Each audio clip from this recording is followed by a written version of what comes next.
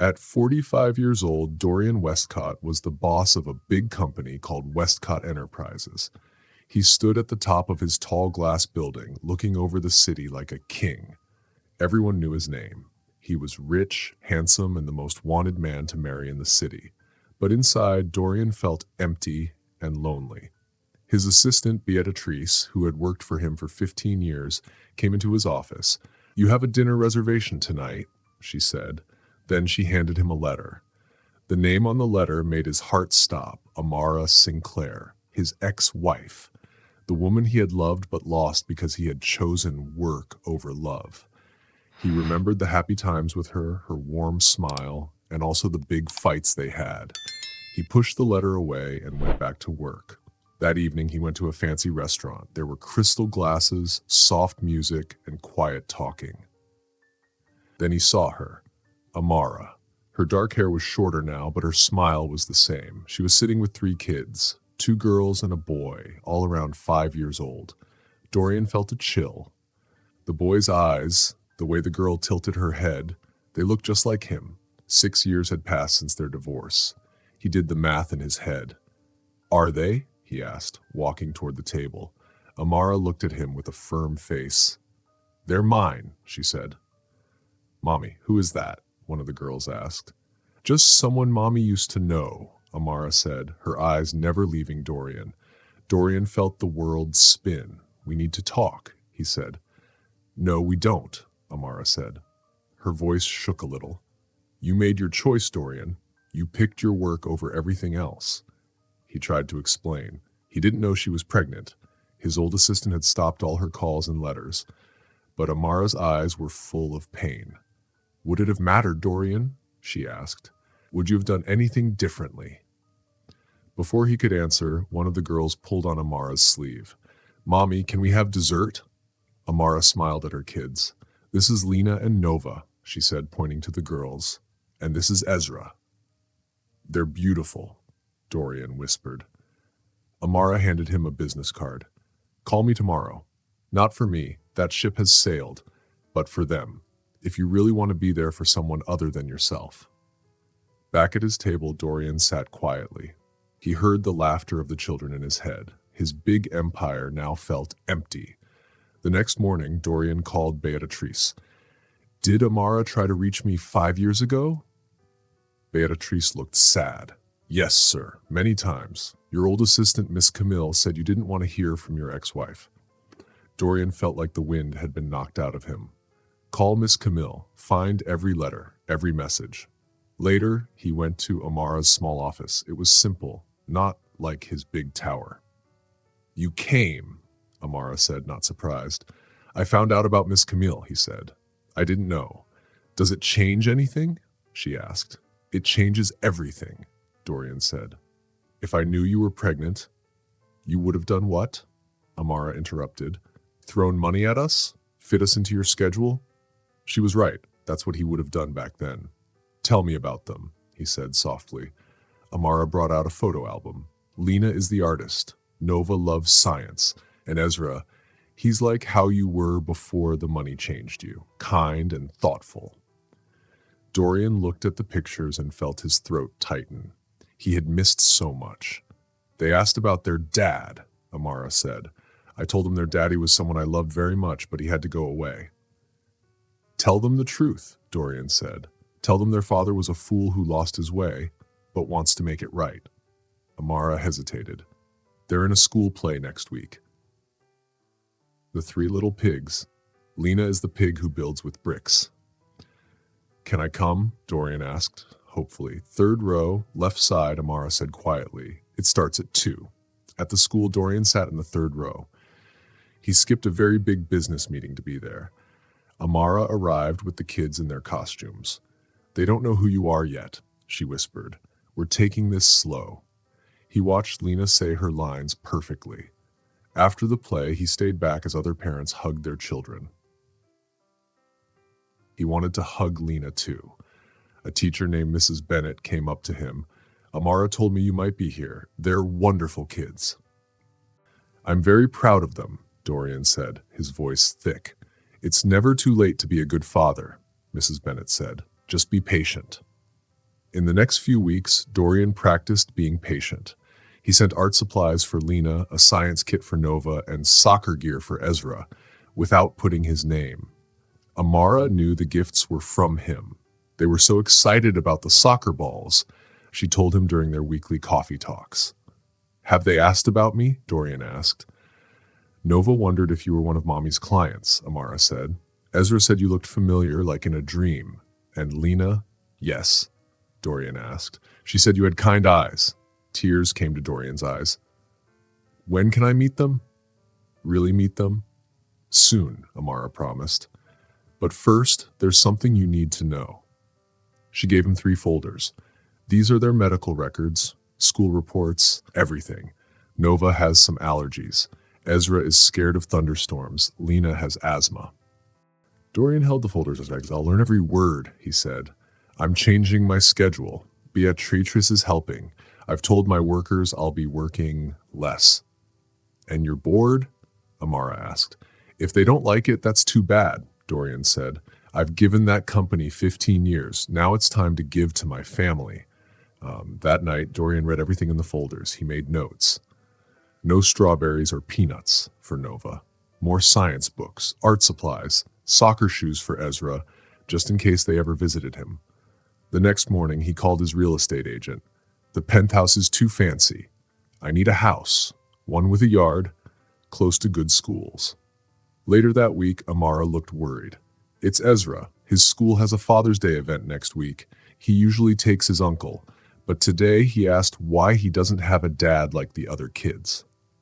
"What did you tell him?" Dorian asked, his heart aching. "I told him families come in all shapes and sizes, but I think it's time for you to meet them properly, as their dad." "Are you sure?"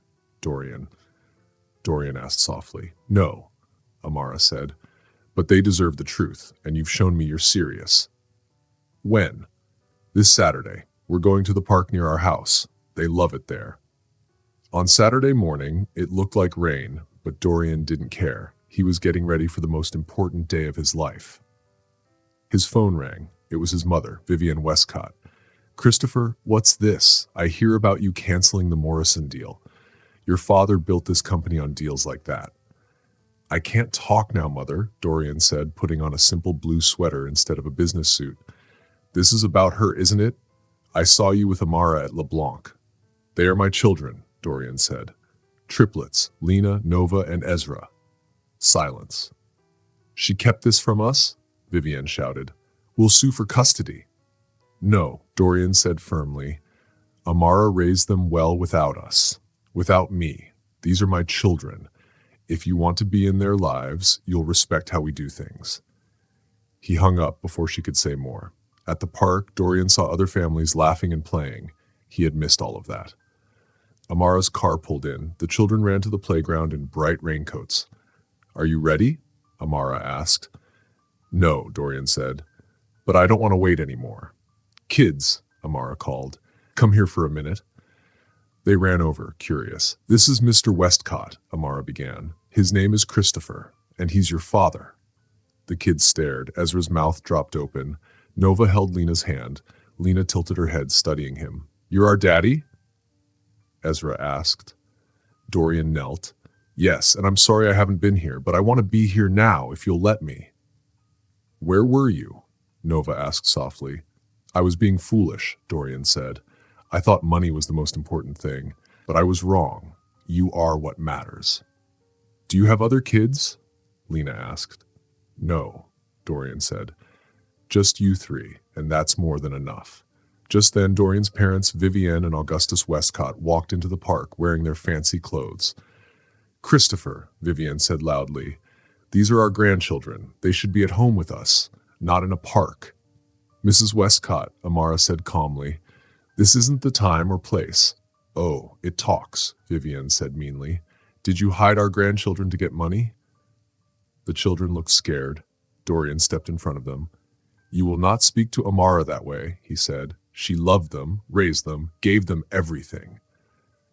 "Think of the scandal," Augustus said. "We should fix this with lawyers." "No," Dorian said. He turned to the kids. "I'm so sorry. This is not how I wanted to meet you, but I want you to know, Your mom is amazing. She did everything for you. Lena stepped forward and took Dorian's hand. Your eyes look sad, she said. That little hand broke his heart. Tears ran down his face. I am sad, he said. Sad I miss so much, but happy I get to meet you now. Nova and Ezra came closer. Can we call you Daddy? Ezra asked. Dorian looked at Amara. She nodded a little. I would love that, he said, his voice shaking. But only if you want to. We can go slow, get to know each other first. I want to know everything, Nova said with big eyes. Do you like science? I love science, especially space. And soccer? Ezra asked, smiling. And drawing? Lena added with a grin. Dorian laughed, even though he had tears in his eyes. I want to know everything about you too. What you like, what you don't like, your favorite things. Eleanor and Augustus were standing nearby. They watched Dorian talk to the children. Eleanor didn't look angry anymore. Her face looked softer now. They have your eyes, she said softly to Dorian. They have more than that, Amara added. They have your kindness, your creativity, your big heart. Everything that was wonderful about you before work changed you. She looked at Dorian with hope. And now, she said, maybe they'll have their dad too. It started to rain gently, but nobody moved. The Thorne family, all 3 generations, stood in the soft rain. Something broken was starting to fix. Something lost was starting to come back. It wasn't perfect, but it was a start. In the weeks after the meeting at the park, everything changed. Dorian bought a house just 10 minutes away from Amara's. It was warm and cozy. It had a big backyard and a room for each of the children. Today was their first sleepover at Daddy's new house. The EpiPen for Nova's allergies is in the kitchen drawer. And Amara reminded Dorian for the 3rd time. And Lena's inhaler is in my pocket, Dorian finished. And Ezra might get scared if there's thunder, Amara added. But reading a story helps, Dorian smiled. Mommy will be fine, Nova said, hugging Amara's legs. Daddy has a telescope. He's going to show us the stars. The word daddy made Dorian's heart feel warm and full. And he got art supplies, Lena said excitedly. And a soccer goal in the backyard, Ezra added. After Amara left, Dorian felt nervous. What do I know about being a dad? He thought. Can we have pizza? Ezra asked with a smile. Dorian laughed. Pizza, I can do.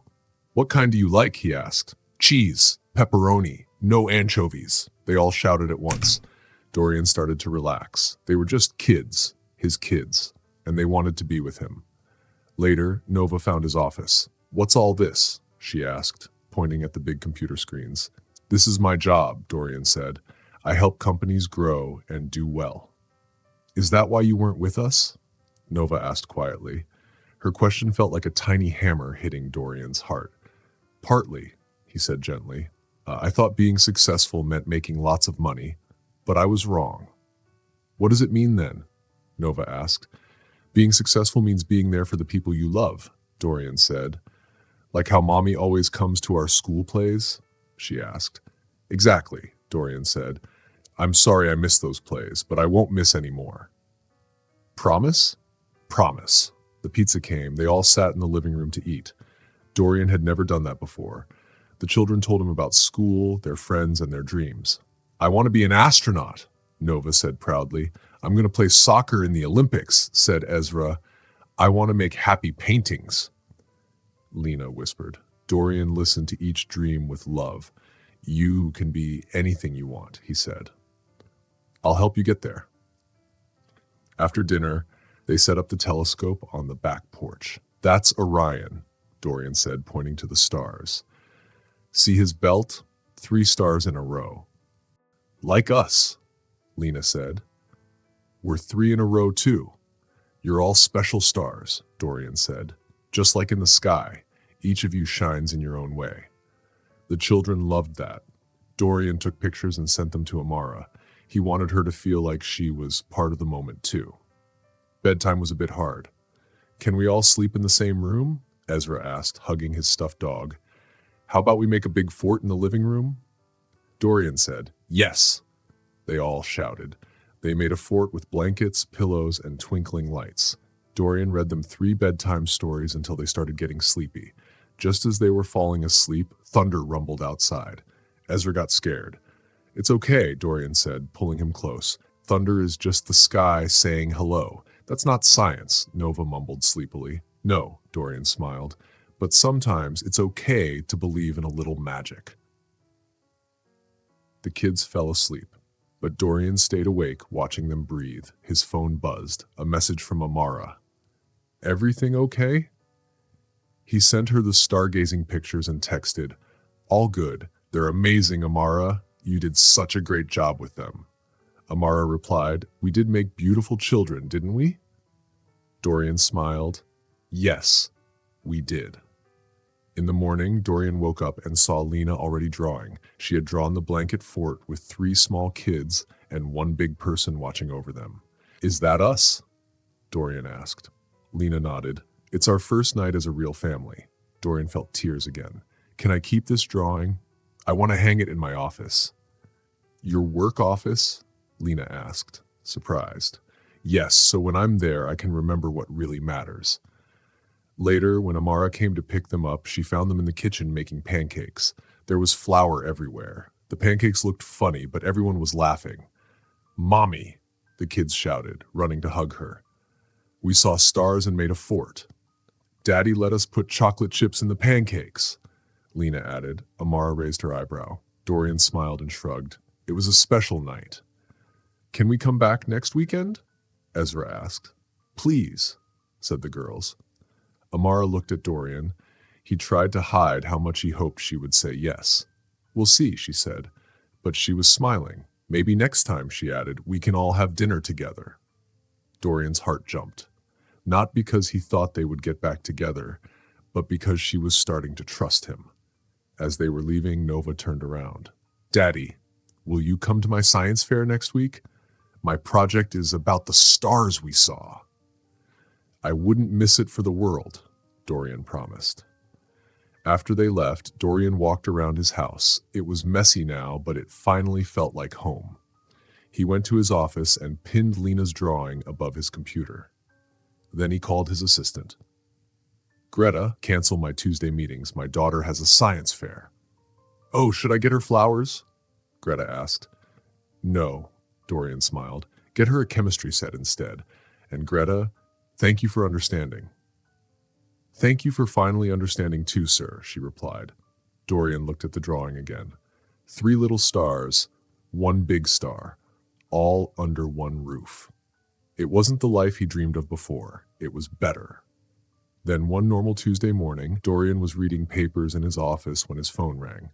Amara's name popped up. He smiled, thinking it was about the dinner they had planned, but her voice was scared. "Dorian, it's Lena. They're taking her to the hospital." Dorian stood up fast. "What happened?" "Her asthma. It's really bad this time. We're in the ambulance now." He could hear sirens and Lena breathing hard in the background. "Which hospital?" "St. Mary's." "Dorian, she's so scared." "I'm on my way." He ran past Greta's desk. "Cancel everything. Family emergency." He drove fast. He didn't care about red lights. All he thought about was his little girl. At the hospital, he found Amara holding the twins close. They looked scared. "Where is she?" Dorian asked. "They took her back there," Amara said. "They didn't let me go with her. Her oxygen was too low." Dorian hugged all of them, his family. Even if he and Amara weren't together, they were still a family. "She's going to be okay," he whispered. "She has to be." They waited for hours. The twins fell asleep, but Dorian and Amara stayed awake. "I should have known," Amara said. "She was wheezing last night. I thought her inhaler would help." "Don't blame yourself," Dorian said. "You're an amazing mom." "Some mom," Amara sighed. "I couldn't protect her." "Hey," Dorian took her hand. "Remember what you told me? That we do things together now? That goes both ways." A doctor finally came. "Mr. and Mrs. Thorne?" he asked. They didn't correct him. "How is she?" they asked together. "She's stable now. It was a strong asthma attack. We gave her medicine, but we'll keep her overnight." "Can we see her?" Dorian asked. "She's asking for all of you," the doctor smiled. They woke the twins and walked into Lena's room. She looked so tiny in the bed with tubes and wires. "Daddy, she said softly. You came? Dorian rushed to her side. Of course I came. I'll always come when you need me. Lena smiled, even though she was tired. Nova and Ezra climbed onto the bed. Does it hurt? Nova asked. Not anymore, Lena said. The doctors gave me medicine. I was scared, Ezra said. Me too, Lena replied. But then I remembered what Daddy said about stars, that we're all special stars. I just needed to shine harder. Dorian felt tears in his eyes. He didn't know his words had meant so much. That night, the twins fell asleep in the chair. Amara and Dorian sat beside Lena's bed. You don't have to stay, Amara whispered. You have that big meeting tomorrow. Greta is handling it, Dorian said. This is where I need to be. Lena moved a little. Both parents reached to fix her blanket. Their hands touched. Remember when they were born? Amara said. How tiny they were? I wish I was there, Dorian said sadly. You're here now, Amara said softly, when it matters.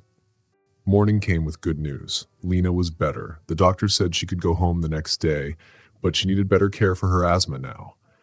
I'll get the best doctors, Dorian said. Whatever she needs, I'll help.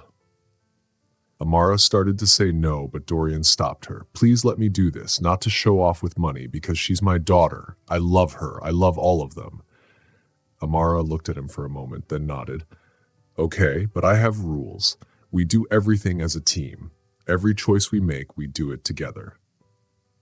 Deal, Dorian nodded. And promise me one more thing, Amara said. Don't disappear again. Not just for Lena, for all of them. They need this dad. The one you are now. Not the one from before. Dorian looked at his family, his sleepy daughter, the twins cuddled up, and the brave mom who raised them. I promise. I promise on everything I love, Dorian said. Later that day, when little Lena felt a bit better, Dorian took out his phone. Want to see something special? He asked. He showed Lena a video of the aurora borealis, bright lights dancing in the sky. See those lights? They're like special stars made by nature, Dorian said. When you're all better, we'll go on a trip to see them. Lena's eyes got big. Really? All of us? All of us, said Amara, smiling from the doorway. But not until you get stronger, Dorian reminded her. So you have to listen to the doctors and take your medicine. Lena nodded seriously. Okay, I want to see the skylights with my whole family. That night, Lena slept peacefully. Her breathing was calm. Dorian sat alone in the hospital hallway. He took out his phone and started writing an email to his company bosses. I'm stepping back from work, he wrote. My family needs me. And for the first time, I'm choosing what really matters. He pressed send without waiting. He didn't care about being a big boss anymore. Now success meant hearing Lena breathe easy and seeing her eyes shine when she called him Daddy. Down the hall, he heard Nova talking to Ezra about stars. Amara was laughing gently. This was his real success. His family.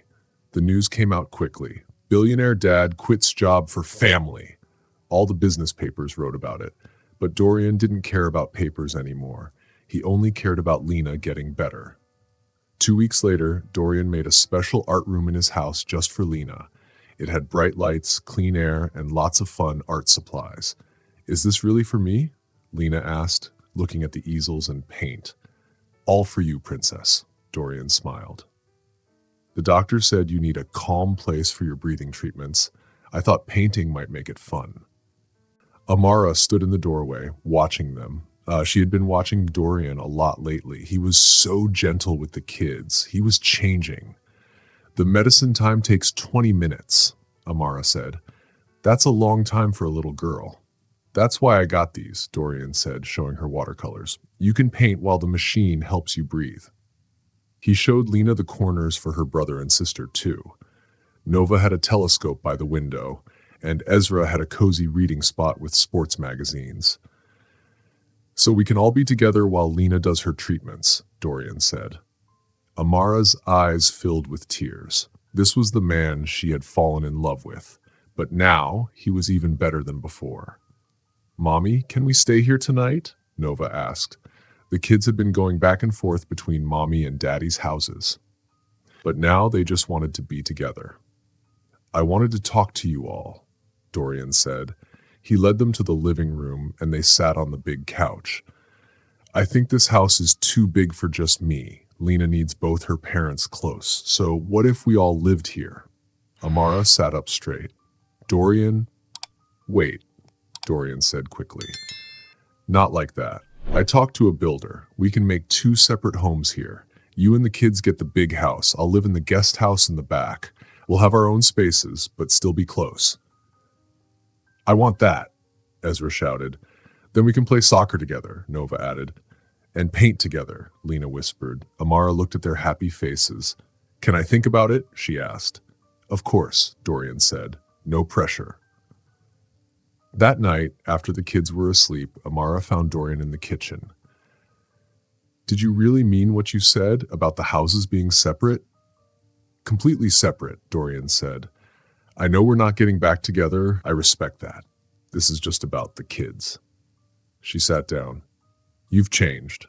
"I had to," he said.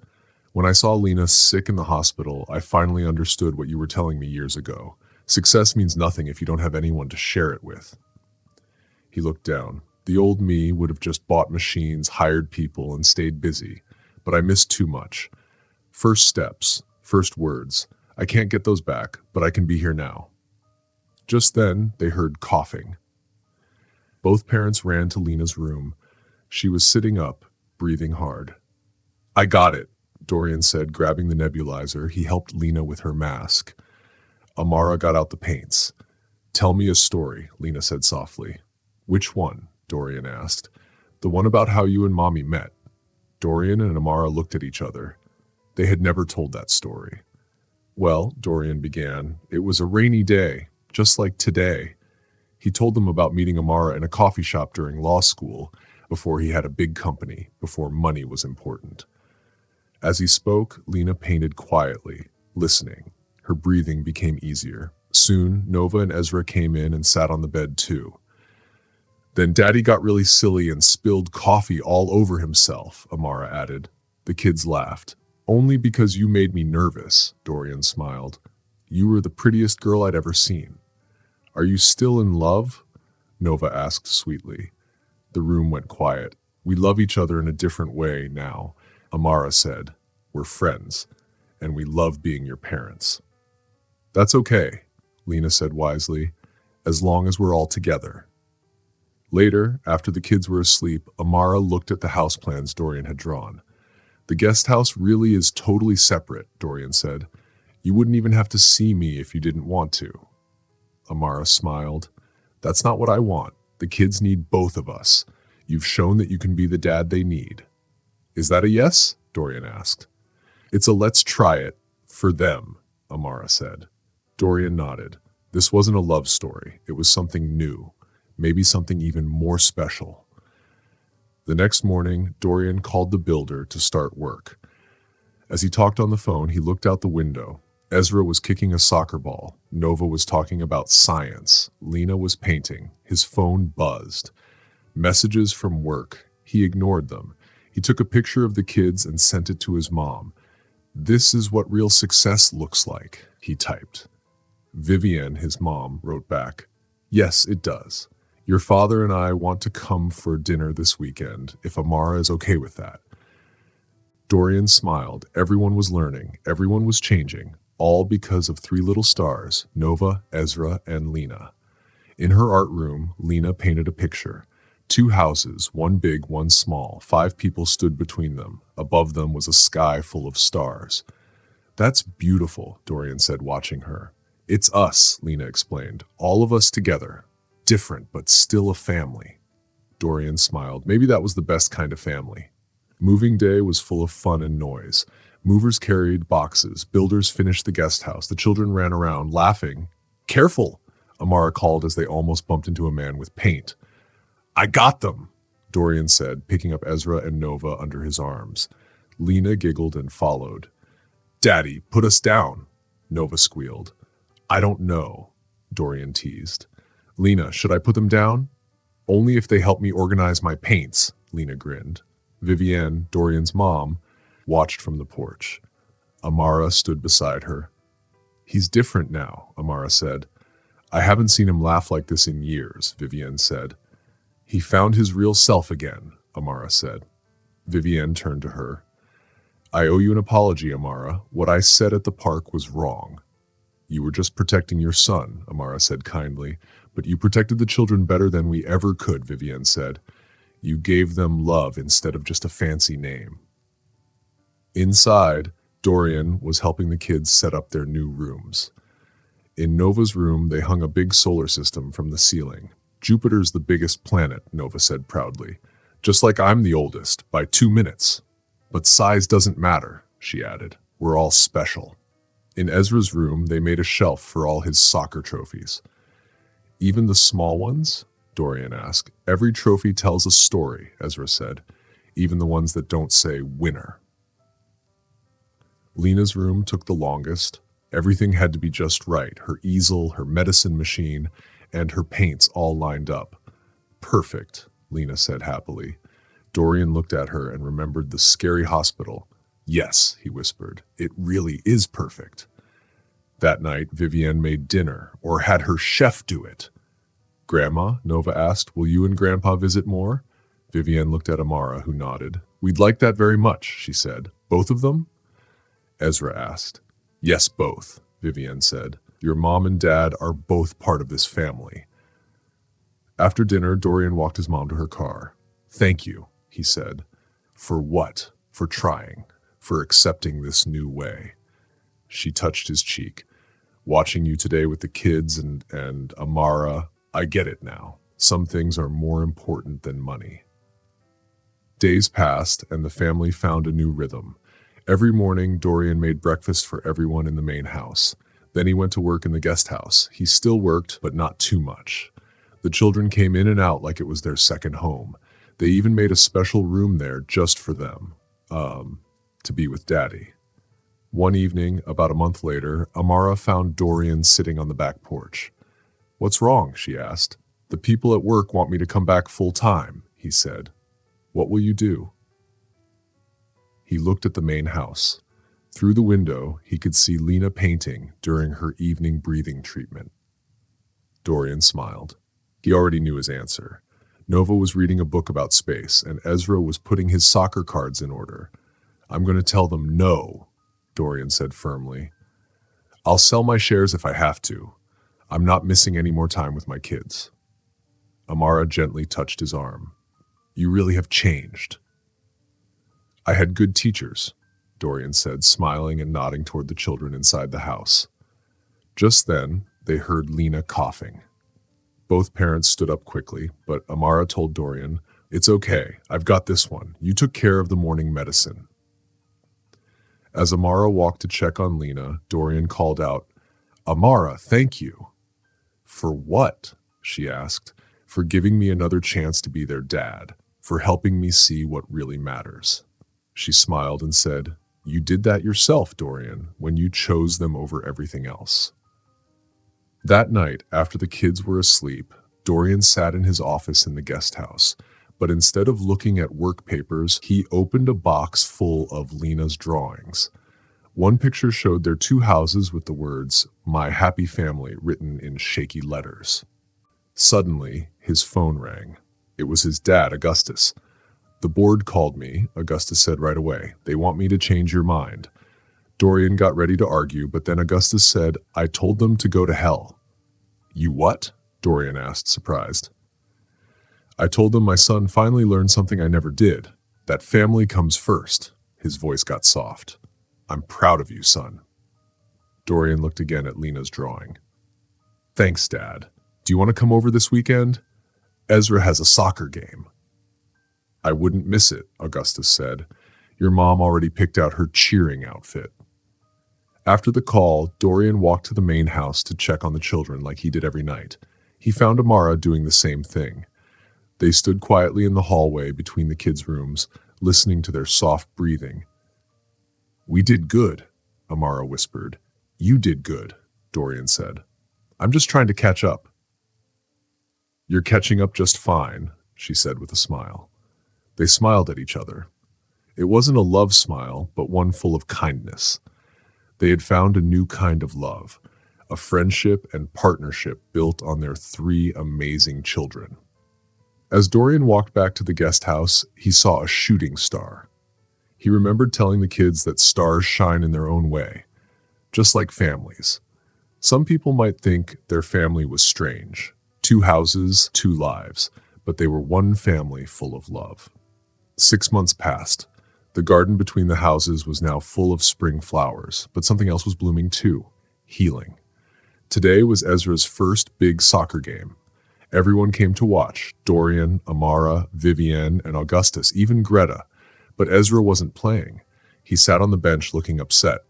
"He's nervous," Amara told Dorian. "He's afraid to disappoint everyone." Dorian looked at his son and saw his own childhood fears in his eyes. He walked over and sat by Ezra. "Hey, buddy," he said softly. "Want to tell me what's wrong?" Ezra looked down. "What if I mess up? What if you and Grandpa are ashamed of me?" Dorian felt sad. He knew that feeling. He had felt it many times as a kid. "Ezra, look at me," he said, kneeling. "Do you know what makes me proud? It's not winning or being perfect. It's when you try your best, like when you help Lena with her breathing or listen to Nova's space stories, even when they're hard." "Really?" Ezra asked. "Really, and it's okay to be scared. Being brave means doing something even when you are scared." From the sidelines, Augustus watched and turned to Vivienne. "We should have been that kind of parents to him." Vivienne squeezed his hand. "He learned from us. He became better than we were." Ezra stood up and hugged his dad. "Thanks, Daddy." The game wasn't perfect. Ezra's team didn't win, but every time he looked at the side of the field, he saw his whole family cheering because he tried. After the game, as they walked to the cars, Augustus pulled Dorian aside. "Son," he said, "I need to say something. I'm sorry. I'm sorry for making you think business was more important than life. I'm sorry for pushing you so hard that you almost lost your family." "I learned too late," Dorian said. "Not too late," Augustus replied. "Look around." Dorian looked around. Nova was showing her grandma a new constellation. Lena was drawing the soccer field while Amara held her inhaler. Ezra was still practicing soccer. That evening, everyone came to the main house for dinner. Augustus and Vivienne wore comfy clothes, not business suits. "Grandma?" Lena asked during dinner. "Will you teach me how to bake cookies like you made for Daddy?" Vivienne nearly dropped her fork. You want to bake with me?" "If that's okay," Lena said shyly. "Oh, sweetheart," Vivienne said, getting teary. "Nothing would make me happier." Later, while the kids showed their rooms to their grandparents, Amara found Dorian washing dishes.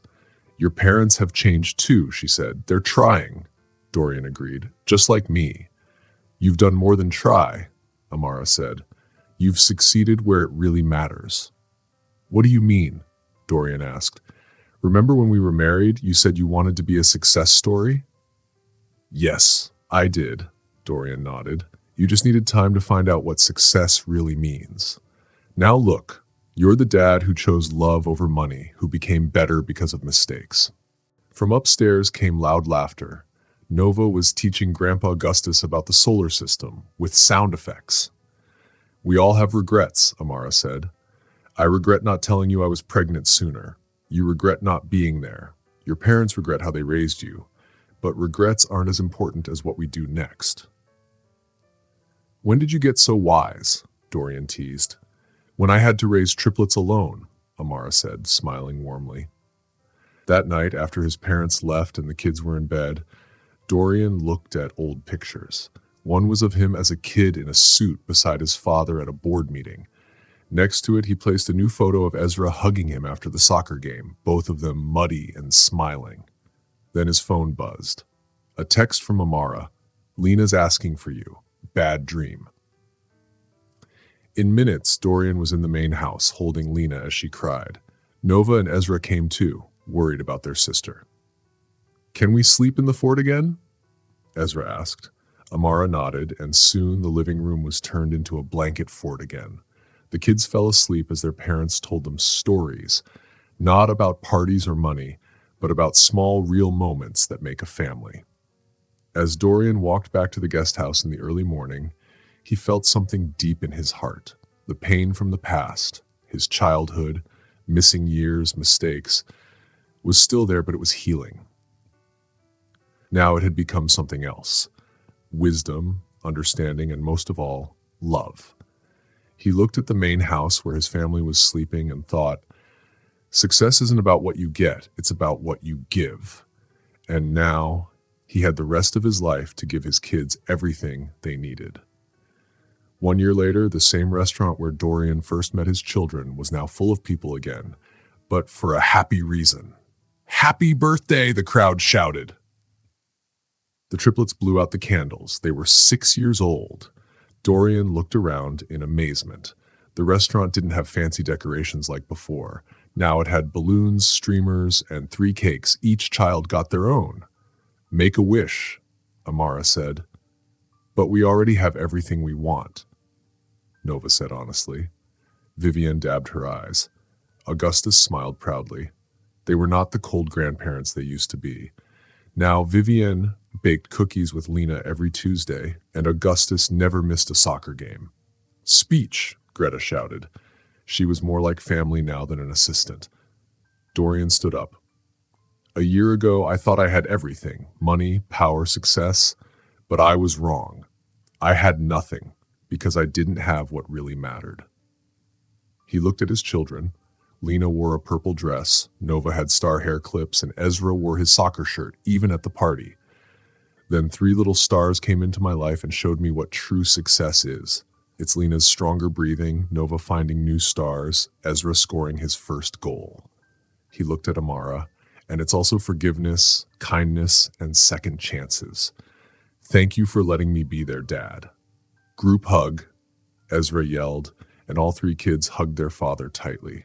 "Can we give them their special present now?" Vivienne asked excitedly.